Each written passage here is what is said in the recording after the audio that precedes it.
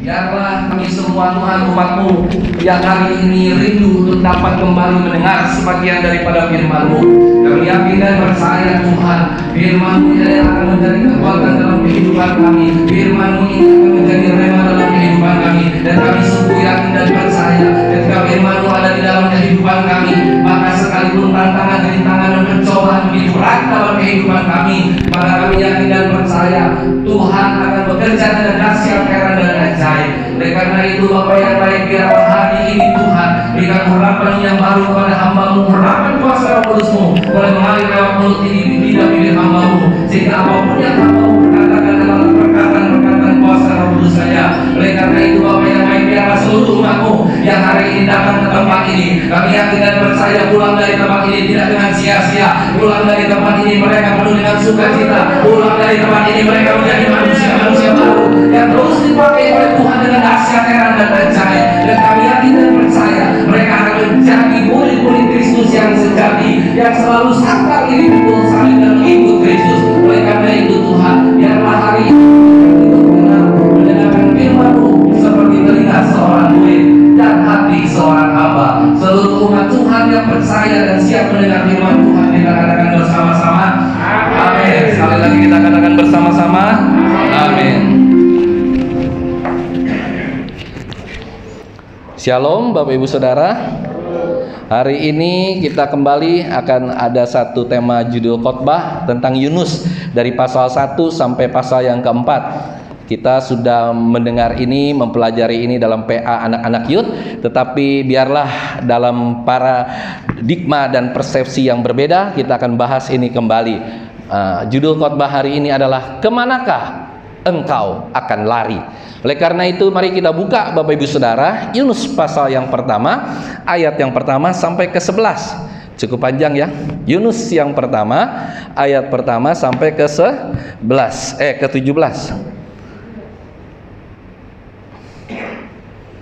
Kayaknya bakalan lumayan lama kalau sudah begini panjang ayatnya. Tapi ya kita berusaha untuk mempersingkat ya. Yunus pasal yang pertama, ayat yang kemana ini si Yunus? Bentar. Yunus pasal yang pertama, ayat yang pertama. Datanglah firman Tuhan kepada Yunus bin Amitai. Demikian. Ayat yang kedua, silakan dibaca. Bangunlah, pergilah ke Niniwe, kota yang besar itu. Berserulah kepada mereka, karena kejahatannya telah sampai kepada. Tetapi Yunus bersiap untuk melarikan diri ke Tarsis jauh dari hadapan Tuhan. Ia pergi ke Yafo dan mendapat di sana sebuah kapal yang akan berangkat ke Tarsis. Ia membayar biaya perjalanannya, lalu naik kapal itu untuk berlayar bersama-sama dengan mereka ke Tarsis, jauh dari hadapan Tuhan. Ayat yang keempat. Tetapi Tuhan berkenan di pulau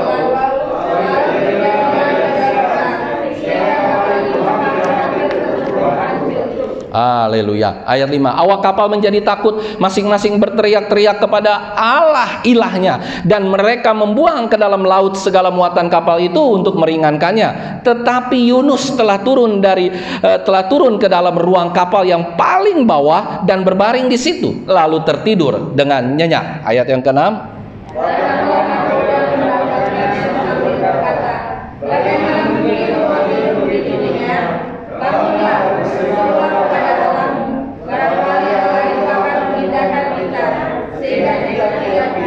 Lalu berkatalah mereka satu sama lain, marilah kita buang undi supaya kita mengetahui karena siapa kita ditimpa oleh malapetaka ini. Mereka membuang undi dan Yunuslah yang kena undi. Ayat yang ke-8.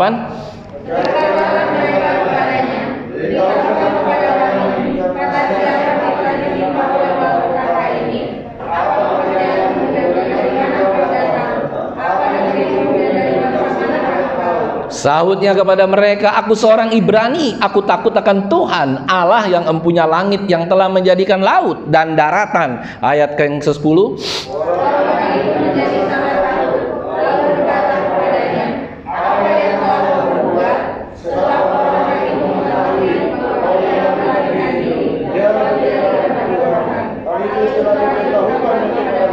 Bertanyalah mereka, akan kami apakan engkau supaya laut menjadi reda dan tidak menyerang kami lagi, sebab laut semakin bergelora. Ayat 12. Lalu kepada mereka, angkatlah aku, sama-sama kamu ke dalam laut, maka laut akan menjadi reda dan tidak menyerang lagi, sebab tahu bahwa Allah menyerang kamu. Lalu berdayunglah orang-orang itu dengan sekuat tenaga untuk membawa kapal itu kembali ke darat, tetapi mereka tidak sanggup sebab laut semakin bergelora menyerang mereka. Ayat 14.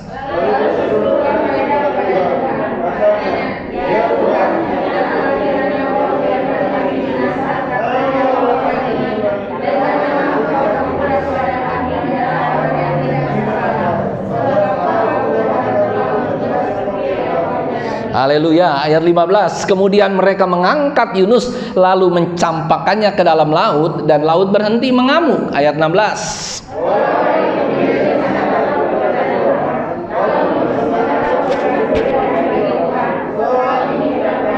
Ayat 17 yuk kita baca bersama-sama. 1, 2, 3. Maka atas penentuan Tuhan datanglah seekor ikan besar yang menelan Yunus, dan Yunus tinggal di dalam perut ikan itu 3 hari 3 malam lamanya. Tuhan memberkati. Silakan duduk Bapak Ibu Saudara yang terkasih.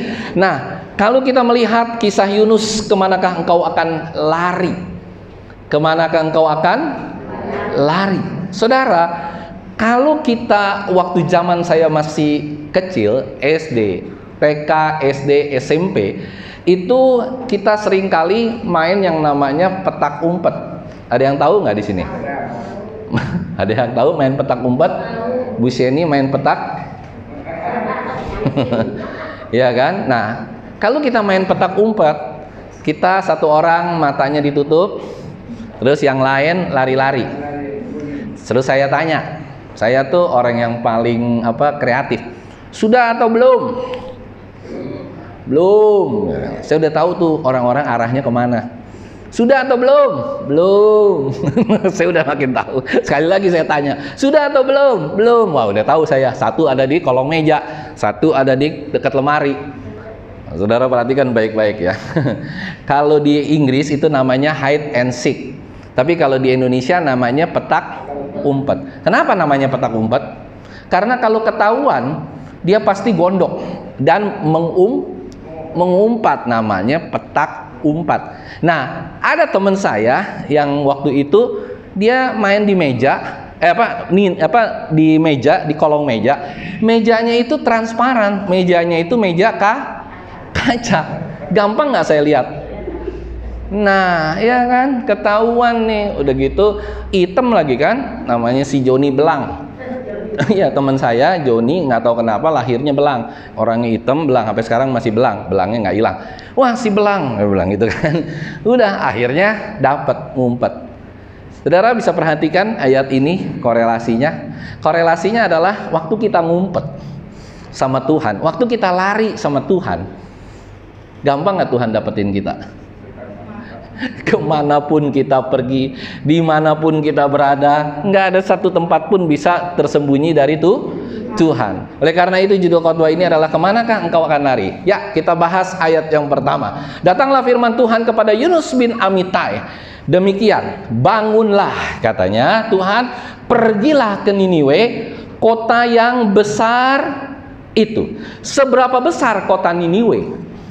Saya nggak pernah bahas di PA Youth. Seberapa besar kota Niniwe? Bapak Ibu Saudara tahu kota Surabaya? Kota Surabaya itu kurang lebih 350 km. Kalau dikelilingin itu kurang lebih berapa? 350 km. Nah, ada yang unik daripada kota Niniwe. Kota Niniwe ini unik. Dia bisa begitu unik sehingga bangunannya, sehingga tanahnya itu bisa 25 kali 25 kali 25 kali 25, itu bisa tepat diukur 25 km kali 25 km kali 25 km. Berarti kotanya luasnya berapa? 25 kali 25 berapa? 625 km. Nah, jadi kurang lebih kota Niniwe itu besar. Makanya dikatakan di sini kota yang besar. Kotanya besar, lebih besar dari Surabaya, otomatis lebih besar dari Jakarta. Bukan Jabodetabek ya, tapi Jakarta. Begitu besar kota Niniwe, makanya dibilangin besar. Dan lebih unik lagi, di kota Niniwe itu dibangunlah tembok di sekeliling kota Niniwe. Tembok itu cukup tinggi, tingginya kurang lebih sekitar 50-100 meter. Prediksinya 50-100 meter, tembok tinggi nggak? Kalau kita bangun bangunan, paling segini juga tingginya beberapa meter, 10 meter paling. Itu 50 meter, 5 kali dari ini minimal. Dan saya mau tanya, di sini mungkin ada Pak Ridwan dan yang lain. Tebal tembok biasanya berapa Pak, Bu? Tebal tembok? Sentimeter Pak ya. Kalau 1 meter tebal tembok gede nggak Pak? Segini tebalnya. Kita tahu tembok daripada kota Niniwe berapa meter? Ternyata tembok itu 10-15 meter tebelnya Bapak Ibu. 10-15 meter segimana? Ini aja cuma 4,5 meter nih. Bener nggak? Berarti berapa kali ini? 1 ruko, 2 ruko, 3 ruko, 4 ruko, saudara. Tebel temboknya, tebel loh, bukannya tinggi, tebel. Makanya kalau Bapak Ibu Saudara lihat di film-film, kenapa bisa ada kereta kuda bisa naik di atas tembok? Itu karena besar. Karena besarnya aja 15 meter. Tebelnya 15 meter. Kenapa? Sebab kalau diserang sama musuh nggak gampang rontok. Kalau temboknya cuma segini, digoyang-goyang, rontok, saudara. Itu 15 meter tebelnya tembok, sehingga nggak gampang untuk dapat dihancurkan oleh musuh sekelilingnya. Dan kota itu adalah kota yang besar. Tetapi dikatakan dalam firman Tuhan, kotanya besar, terus berserulah terhadap mereka karena kejahatannya juga besar. Kejahatannya telah sampai kemana? Kepada kupingnya Allah, saudara. Kejahatan apa sih sebenarnya? Mohon maaf sebelumnya, kalau bagi Bapak Ibu Saudara yang nggak tahan dengar cerita ini, boleh tutup kuping ya. Ini memang ternyata bangsa yang paling sadis adalah bangsa Asyur yang tinggal di kota Niniwe. Kenapa sadis? Saya dulu sering kali cerita, tapi ini lebih sadis lagi. Ada 9 kesadisan, tapi saya nggak bahas semua. Karena kalau saya bahas semua, Bapak Ibu Saudara keluar dari gereja, dari tempat ini akan muntah-muntah.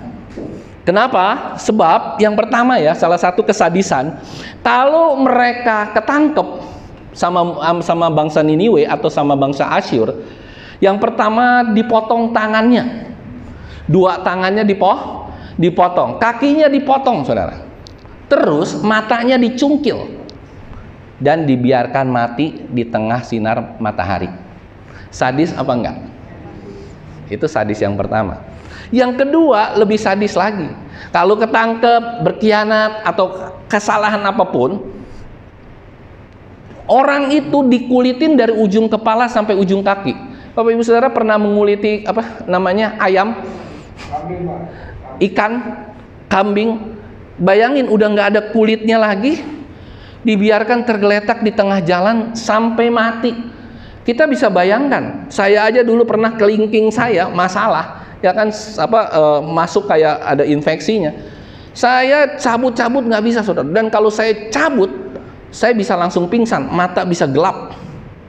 Coba, mau coba, saudara. Kalau kukunya infeksi, saudara cabut. Saya sampai akhirnya malu-maluin. Waktu saya dulu masih tahun 2008 lagi kerja, waduh kelingking sakit banget ya, nggak bisa ini. Makanya kelingking saya agak beda dikit ke kanan kiri. Wah, akhirnya saya lari dah ke MMC. Dokter lihat, waduh, ini bapak tinggal 2 katanya. Mau jarinya hilang 1 buntung. Jadi saya kalau ngitung tinggal 9, atau hari ini juga mesti dioperasi. Akhirnya dioperasi, waduh sakitnya minta ampun, disuntik segala macam, dicabut ininya, akhirnya keluar. Dan sakit nyut-nyutnya itu bisa sekitar 4-5 hari. Ini bayangin saudara, ini dikulitin semua, dibiarkan sampai akhirnya mati. Nah, itulah 2 kejahatan yang utama. Tapi ada satu lagi kejahatan yang kalau ibu-ibu di sini dengar, ya mohon tidak kerekam di dalam otak.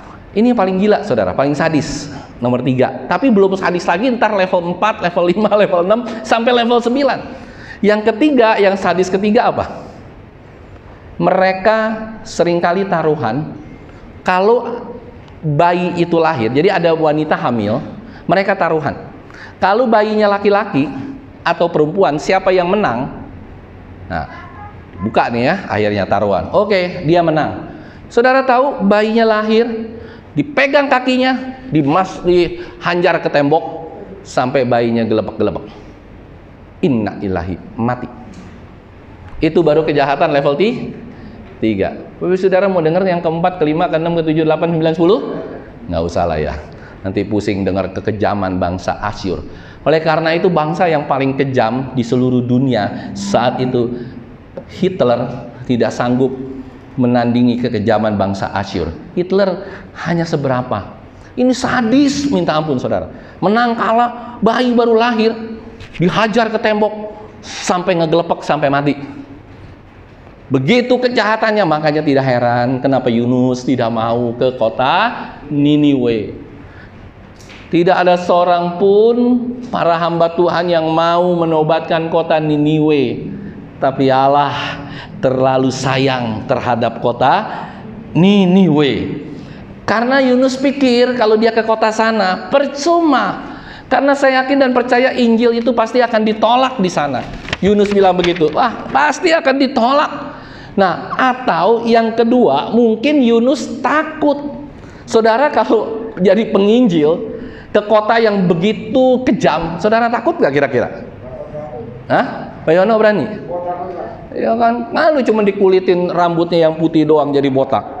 Kalau dikulitin seluruh tubuhnya, nah Yunus itu mungkin dua. Yang pertama, Yunus takut diketawain oleh bangsa Niniwe. Karena Israel, tempat tinggal Yunus, adalah bangsa yang kecil. Sedangkan Niniwe itu pemuja dewa ikan, itu adalah bangsa yang besar. Bayangin 625 kilo. Besar sekali kan kotanya, besar itu, besar sekali. Oleh karena itu Yunus takut saudara ke sana, atau Yunus tidak mau karena dia tidak rela untuk bangsa Niniwe yang begitu jahat bertobat mengenal Tuhan.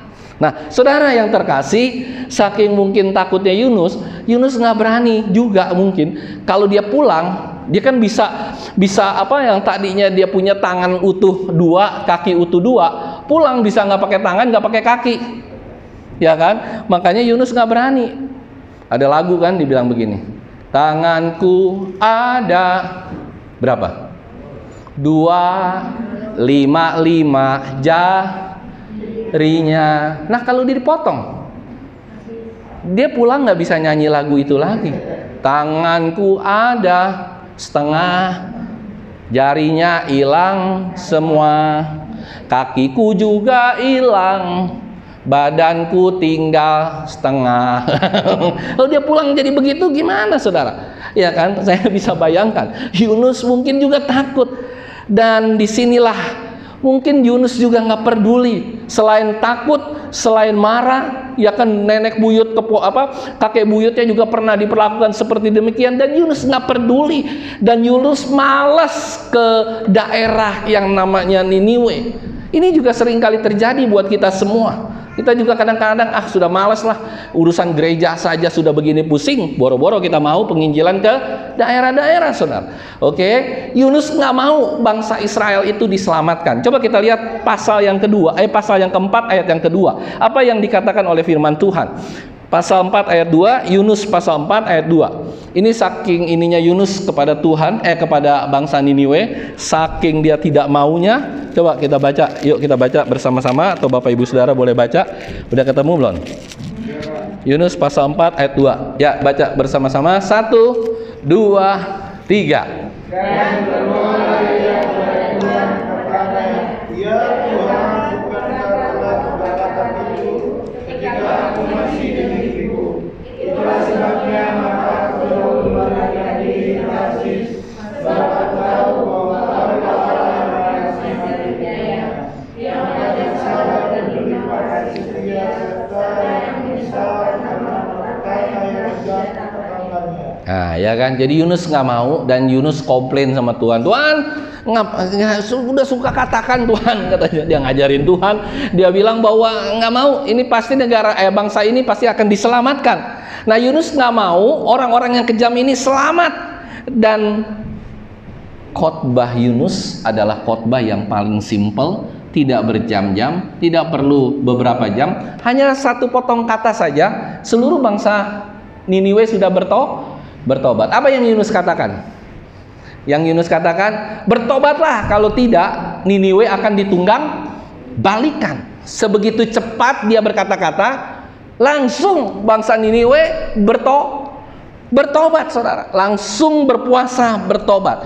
Nah, Bapak Ibu Saudara yang terkasih, ini kenapa Yunus sampai pergi ke Tarsis? Kan kita nggak pernah ngerti, nggak pernah bahas ya. Begini, ini ada kota Israel di tengah-tengah. Ini asalnya Yunus, Israel di tengah ya. Perhatikan Bapak Ibu Saudara. Yang namanya Niniwe ada di sebelah kanan atau barat daripada bangsa Israel. Tarsis ada di mana? Tarsis itu ada di sebelah kiri kota Israel, bangsa Israel. Jadi berarti Yunus pergi bukannya satu arah, tapi Yunus pergi berlawanan arah antara Niniwe dengan Tarsis. Dan kita seringkali bertanya-tanya, kenapa larinya Yunus ke Tarsis? Kenapa nggak ke kota lain? Ada yang tahu? Kenapa dia lari ke kota Tarsis, bukan ke kota-kota lain? Yuk kita buka satu ayat Yesaya pasal 66 ayat 19. Ini yang membuat kita mengerti kenapa Yunus lari ke kota Tarsis, bukan ke kota-kota yang lain. Yesaya pasal 66 ayat 19. Udah ketemu? Pelan-pelan ya. Sambil belajar Alkitab dikit-dikit. Yesaya pasal 66 ayat 19. Apa tuh saudara? Yuk, udah ketemu? Kalau udah ketemu, amin, kita baca yuk bersama-sama. Aku akan menaruh tanda di tengah-tengah mereka dan akan mengutus dari antara mereka orang-orang yang terluput kepada bangsa-bangsa. Yakni apa saudara? Tarsis, Pul dan Lut, ke Mesek dan Ros, ke Tubal dan Yawan, ke pulau-pulau yang jauh yang belum pernah mendengar kabar tentang aku. Artinya belum pernah mendengar firman Tuhan, saudara, dan yang belum pernah melihat mujizat dan kemuliaan Tuhan, supaya mereka bisa memberitakan kemuliaanku di antara bangsa-bangsa. Nah, jadi jelas alasan Yunus lari ke pulau Tarsis atau ke Tarsis karena apa saudara? Dia pikir di pulau Tarsis atau di Tarsis, dia pikir nggak ada Tuhan. Karena Tuhan belum pernah diketahui di sana menurut Yunus, menurut bangsa-bangsa itu. Karena jelas di pulau Tarsis, pulau Pul, pulau Lut, Meseh, Ros, Ketubal dan Yawan itu pulau atau daerah yang belum pernah dimasuki Injil, belum pernah mereka mendengar nama Tuhan. Mereka hanya mendengar nama dewa. Mereka mungkin dewa pun mereka nggak tahu. Oleh karena itu Yunus berspekulasi, atau mungkin Yunus kan orang yang pintar. Dia nabi, dia tahu kalau aku lari deket-deket, kalau aku lari ke daerah yang sudah diperdengarkan, maka Tuhan pasti akan berbicara sama aku. Ada haleluya. Di negara ini, di daerah ini, Tarsis, Pul, Lut, Mesed, Ros, dan Tubal, dan Yawan, Allah tidak pernah berbicara. Allah tidak pernah berbicara kepada mereka, tidak pernah mendengar kabar tentang Tuhan, tidak pernah mendengar ada kemuliaan Tuhan di tempat tersebut. Oleh karena itulah Yunus lari ke pulau Tarsis atau ke Tarsis, sehingga menurut Yunus aman. Ada haleluya. Aman, pelarian aku aman. Tapi apakah Allah tidak mengejar? No, dia memang tidak mengejar ke Tarsis. Allah tidak pernah mengejar Yunus ke Tarsis. Tapi Allah mengejar Yunus waktu saat Yunus berangkat ke Tarsis. Di mana diserang atau dikejar, Allah kejar Yunus di mana? Di kapal. Di mana saudara? Di kapal. Kota Yafo yang sedang berangkat kapalnya menuju Tarsis. Nah saudara, akan tetapi Allah mengejar Yunus sebelum sampai ke kota Tarsis. Karena Yunus berpikir tadi, nggak pernah ada Allah. Satu hal yang kita belajar di sini, kita sering kali juga lari dari Tuhan. Kita sering kali bilang, aduh Tuhan, aku nggak mau deket-deket sama Tuhan lagi. Aku nggak mau beribadah sama Tuhan lagi. Aku nggak mau lagi mendengar Tuhan. Tetapi satu hal di sini yang kita mengerti bersama-sama, Ternyata untuk kita bisa bertobat, untuk kita bisa kembali ke dalam jalan Tuhan, itu hanya ada satu. Bukan kita yang mencari Allah, tetapi Allah yang mencari kita. Yang percaya katakan amin.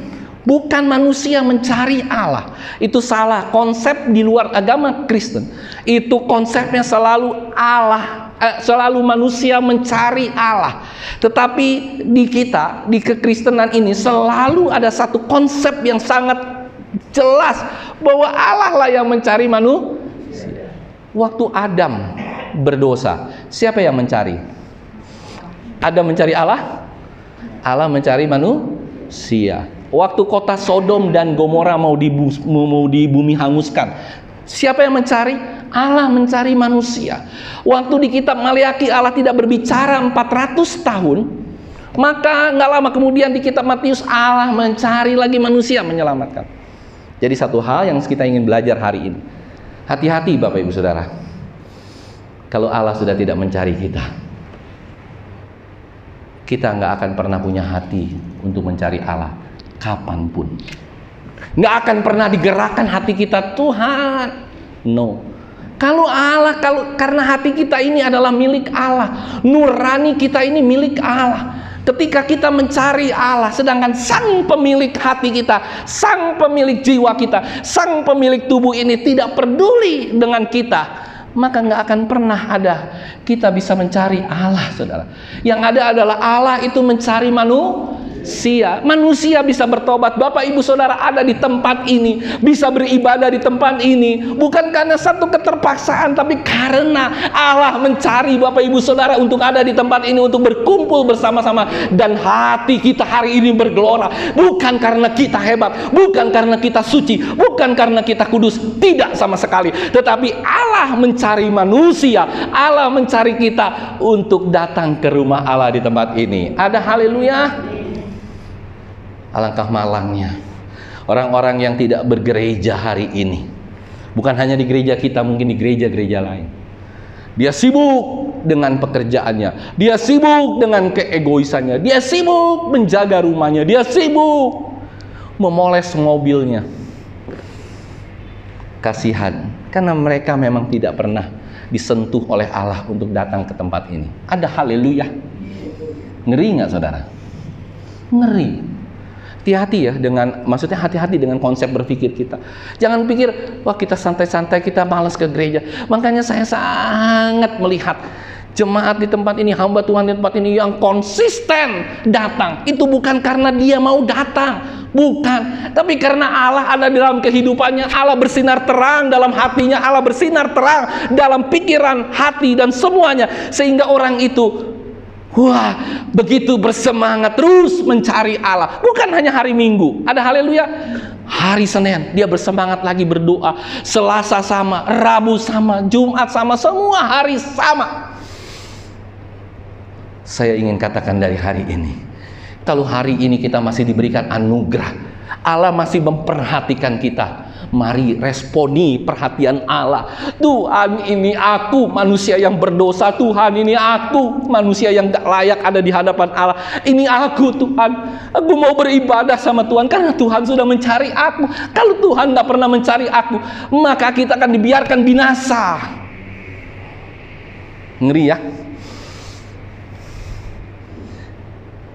Bagi Bapak Ibu Saudara yang punya suami, punya istri,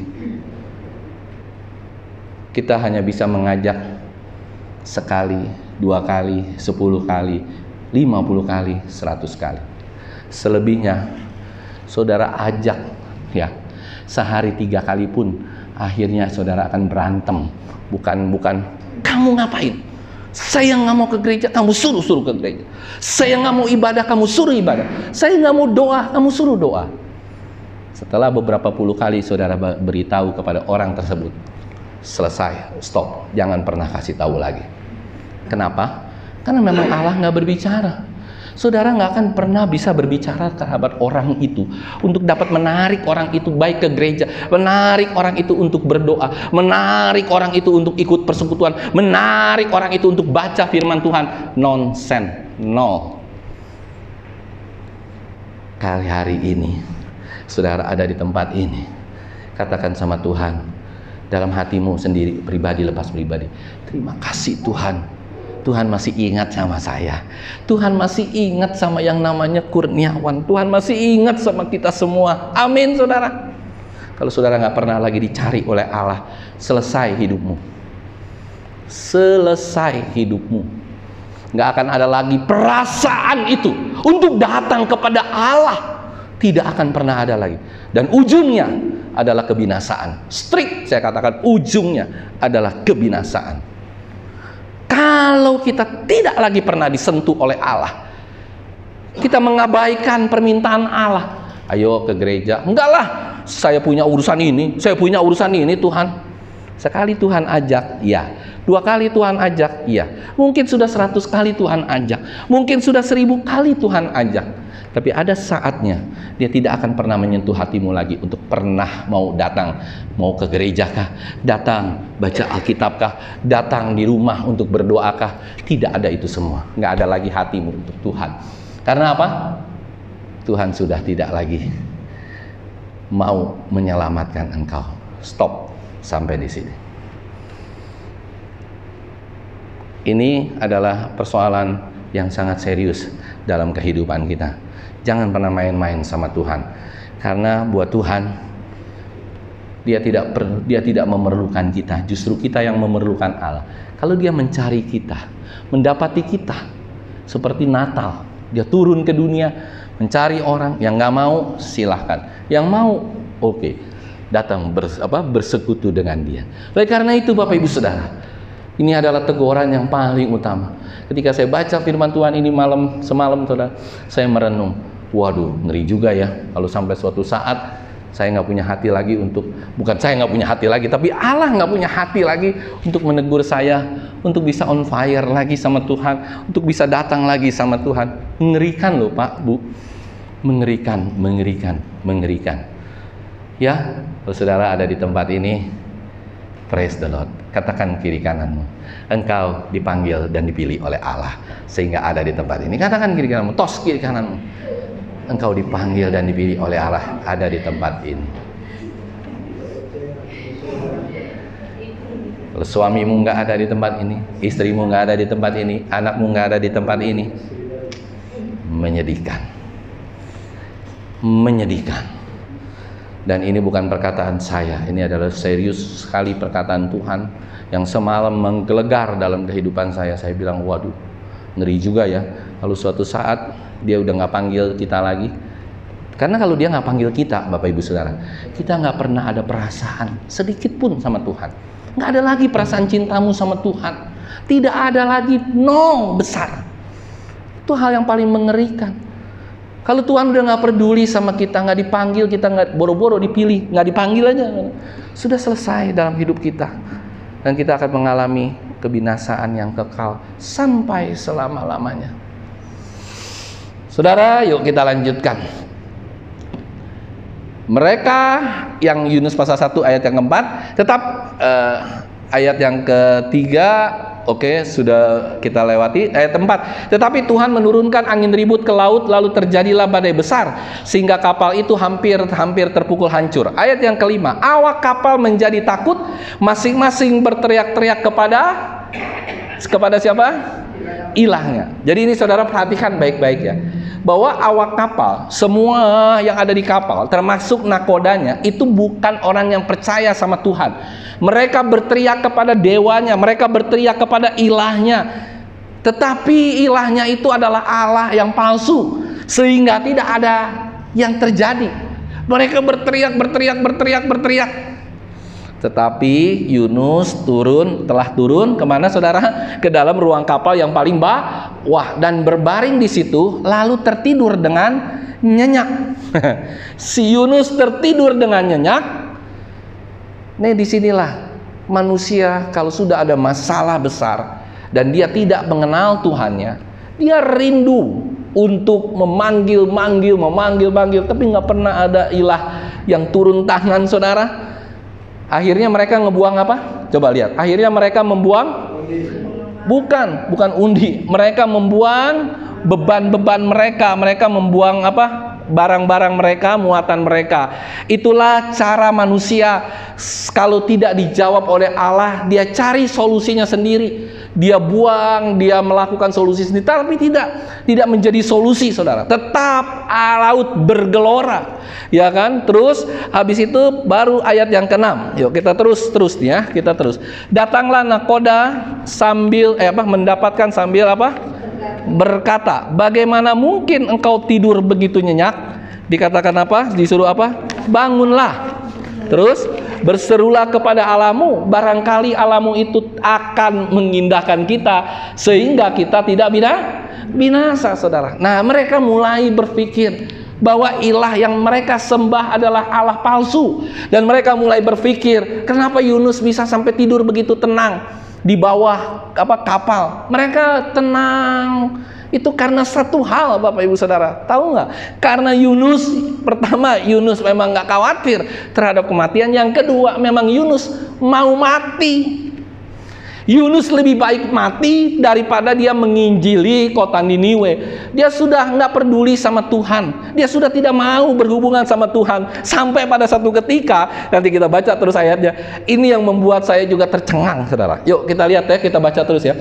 Datanglah nakoda itu mendapatkan mereka sambil berkata, bagaimana mungkin kau tidur begitu nyenyak? Bangunlah, berserulah kepada Allahmu. Barangkali Allahmu itu akan mengindahkan kita sehingga kita tidak binasa. Ayat yang ke-7. Lalu berkatalah mereka satu sama lain, mari kita buang undi supaya kita mengetahui karena siapa kita ditimpa oleh malapetaka ini. Mereka membuang undi dan Yunus lah yang kena undi. Di situ sudah ada pekerjaan Tuhan. Lebih luar biasa lagi, kita baca ayat yang ke-8. Berkatalah mereka kepadanya, beritahukan kepada kami kepada siapa kita ditimpa oleh malapetaka ini. Apa pekerjaanmu dan dari mana engkau datang? Apa negerimu dari bangsa manakah engkau? Ayat yang ke-9. Yuk kita baca bersama-sama. 1, 2, 3. Sahutnya kepada mereka, aku seorang Ibrani, aku takut akan Tuhan, Allah yang empunya langit, yang telah menjadikan lautan dan daratan. Yunus yang tadinya sudah tidak peduli sama Tuhan, Yunus jawab apa? Aku orang Ibrani nih, aku percaya sama Tuhan, tapi aku melarikan diri. Aku percaya sama Tuhan. Sungguh luar biasa ya. Kalau Tuhan yang mencari manusia, kemanapun engkau akan dicari. Ada amin, saudara? Dicari terus sama Tuhan. Dan saudara perhatikan kata-kata ini rada sedikit. Yunus ini pinter dan sangat smart, saudara. Kalau saudara perhatikan, dia bilang apa? Tuhan Allah empunya langit. Terus apa lagi, saudara? Yang telah menjadikan lautan dan tapi tidak gunung. Kalau saudara baca ya, di Alkitab pasti ada Tuhanlah yang menjadikan gunung, Tuhanlah gunung batuku semua. Yunus tidak menyebut gunung karena dia pengen sembunyi di gunung. Dia pengen sembunyi di gunung. Allahnya punya langit, punya bumi, punya daratan, punya lautan, tapi nggak punya gunung, saudara. Nah, jadi di sini Yunus masih sombong, masih kepengen walaupun dia sudah sedikit mengakui, waduh ternyata di dalam kapal pun Allah ada, gitu kan. Nah terus dia lebih luar biasa lagi nih, ayat yang ke-10. Lihat, baca baik-baik, yuk kita baca bersama-sama. Orang-orang itu menjadi sangat takut lalu berkata kepadanya, apa yang telah kau perbuat, Yunus, gitu kan. Sebab orang-orang itu mengetahui bahwa ia melarikan diri jauh dari hadapan Tuhan. Hal itu telah diberitahukannya kepada mereka. Tahu dari mana orang-orang itu bahwa Yunus melarikan diri dari Tuhan, saudara? Kalau bukan Tuhan sendiri yang menyentuh hati semua orang tersebut. Ayat yang ke-11 kita lanjutkan, saudara. Tahu dari mana dia? Berarti memang Tuhan bekerja. Ini lebih lucu lagi, ayat 11 sampai 13. Kita baca yuk berganti-gantian. Bertanyalah mereka, akan kami apakan engkau supaya laut menjadi reda dan tidak menyerang kami lagi, sebab laut semakin bergelora. Ayat 12 Bapak Ibu Saudara baca. 1, 2, 3.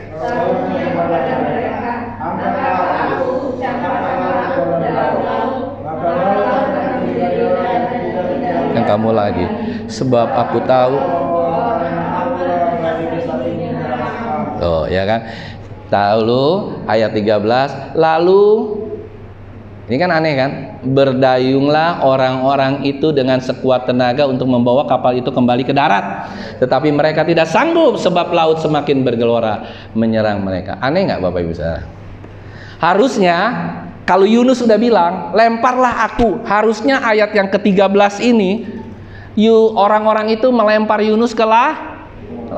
Tapi orang-orang ini, orang-orang asing ini itu sayang sama Yunus Bapak Ibu saudara. Sehingga Yunus jangan dilempar dulu deh. Yuk kita coba aja pakai dengan akal, logika kita, pikiran kita yuk nepi yuk. Bisa nggak saudara nepi? Tidak bisa. Karena apa? Karena Tuhan sudah tahu, Tuhan mau pertobatannya si Yunus saudara. Ya kan? Ayat 13 nggak bisa dia nepi. Jadi di sini sebenarnya Yunus mengetahui bahwa ada bangsa asing yang dia tidak kenal. Tapi bangsa asing ini ingin menyelamatkan Yunus. Itulah teguran Tuhan buat Yunus. Yunus tidak mau berkhotbah. Yunus tidak mau melayani. Yunus tidak mau menobatkan bangsa asing, bangsa Niniwe. Tetapi Yunus ditegur sama Tuhan. Nah, kamu jangan dilempar. Kamu masih aku pegangin. Ada haleluya. Ya kan? Tetapi Yunus sombong. Dia tidak mau berdoa, saudara. Makanya ayat 14 apa yang terjadi? Lalu apa saudara? Yuk kita baca bersama-sama. Lalu berserulah mereka kepada Tuhan, katanya, ya Tuhan, janganlah kiranya Engkau biarkan kami binasa karena nyawa orang ini, nyawa si Yunus, dan janganlah Engkau tanggungkan kepada kami darah orang yang tidak bersalah, sebab Engkau Tuhan telah berbuat seperti yang Kau kehendaki. Saudara lihat di sini ada yang luar biasa nggak? Awak kapal nakoda yang tadinya tidak mengenal Tuhan yang benar, hari itu mereka bertobat dan berseru kepada Tuhan. Jadi ketika Yunus ada di kapal tersebut, Tuhan bukan hanya mencari Yunus, tapi Tuhan juga mencari awak kapal, Tuhan mencari nakoda kapal, Tuhan mencari orang-orang yang ada di kapal untuk dipertobatkan. Dan mereka saat itu mereka bertobat, mereka berseru kepada Allahnya Yunus. Yang percaya katakan amin. Hebat loh saudara. Bertobat mereka saat itu juga. Mereka bertobat saudara, nggak pakai tedeng aling-aling karena sedang dalam keadaan berbahaya. Baru ayat ke-15, Yunus tetap nggak mau berdoa saudara, nggak mau berdoa, Tuhan ampuni saya, tidak. Lalu ayat 15 apa? Yuk kita baca bersama-sama, 1, 2, 3. Kemudian mereka mengangkat Yunus lalu mencampakkannya ke dalam laut, dan laut berhenti mengamuk. Luar biasa. Mereka semakin takut. Ayat 16. Orang-orang itu menjadi sangat takut kepada Tuhan, lalu mempersembahkan apa?